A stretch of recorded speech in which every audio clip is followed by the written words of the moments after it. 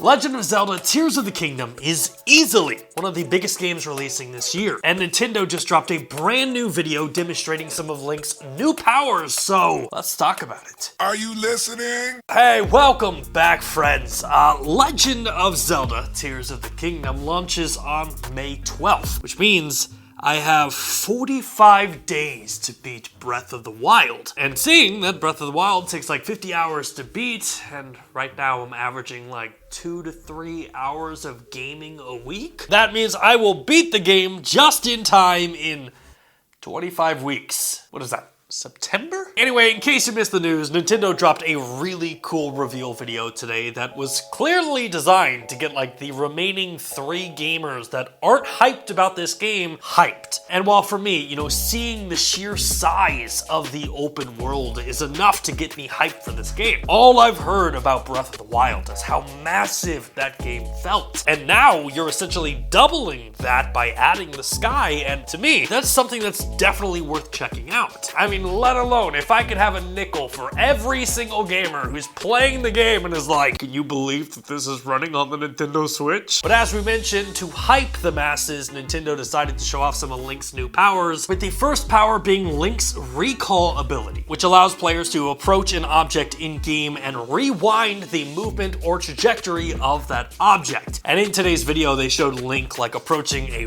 rock and using the recall ability to ride that rock back up to the Sky Island. But I gotta say, I'm also intrigued to see like if you can use this ability in combat, ultimately creating like a perpetual loop where you're just hitting your opponent with a rock over and over and over again. Now, the other new ability Link has reminded me so much of Dead Rising, because now, for the first time in the Zelda series, players will be able to fuse objects together to make stronger and more powerful weapons. I remember in Dead Rising that I combined like a broomstick with a chainsaw and was like, no one man should have this much power.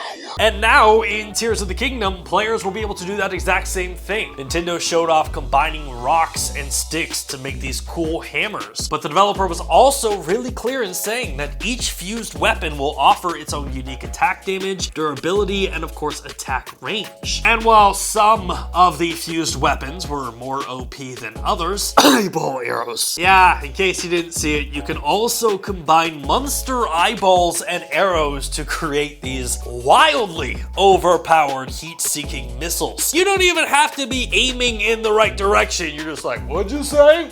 And then bullseye. Now, as someone who never played Breath of the Wild, I gotta say, I was pretty sold on that weapons segment. But then, Nintendo decided to roll out the piester stunts, as Link now has a power called Ultra Hand, which will allow him to combine objects discovered in the world to create vehicles, flying machines, boats, and oh, so much more. And while I totally get that this is like a secondary feature to the game, I have to say, one of my favorite things about Breath of the Wild were watching clips of people cheesing the game using Link's powers. And I am super excited that we are going to get a new set of these videos solely on the crazy vehicles that people are going to build in this game. Now, of course, the final power that we saw in today's video was Ascend, and I gotta level with you. This looks like a power that once started off as a dev tool. Like, Nintendo got done developing the game and they're like, hey, did you take that Ascend button out of the game? And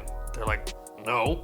Link's Ascend ability will now allow players to travel through ceilings. So instead of climbing walls or surfaces to get to the top of an object, Link can now teleport to the top of said object without wasting any stamina. Again, a little too OP for my taste, but I get why this ability will definitely have its fans. And overall, I gotta say, again, as someone who's never played Breath of the Wild, this showcase really impressed me. I think Tears of the Kingdom consistently just keeps looking better and better, and I am genuinely excited to play this game firsthand. I mean, there was a point in this reveal where they showed Link skydiving from the sky world back down to the surface, and outside of my first thought being, holy fuck, could you imagine a Zelda Battle Royale game? I couldn't help but just be impressed with what Nintendo was able to accomplish on hardware that is 6 years old. Oh, and speaking of new hardware, the only gripe that I have about today's showcase, Nintendo showed off a brand new Tears of the Kingdom themed OLED Switch that looks hot as hell. But they keep doing this thing where they don't include the game. I mean, maybe I'm an old school gamer, but if I'm buying a console themed after a game, go ahead and just throw it in there. Chances are I'm gonna play it, and I don't even care if you charge me extra. But anyway, Legend of Zelda Tears of the Kingdom will be releasing on May 12th. I am sure it will literally be the game that everyone plays this year, and Santa, if you're watching, you might want to get the elves started early on this one because you're going to be making a lot of Switch cartridges this year.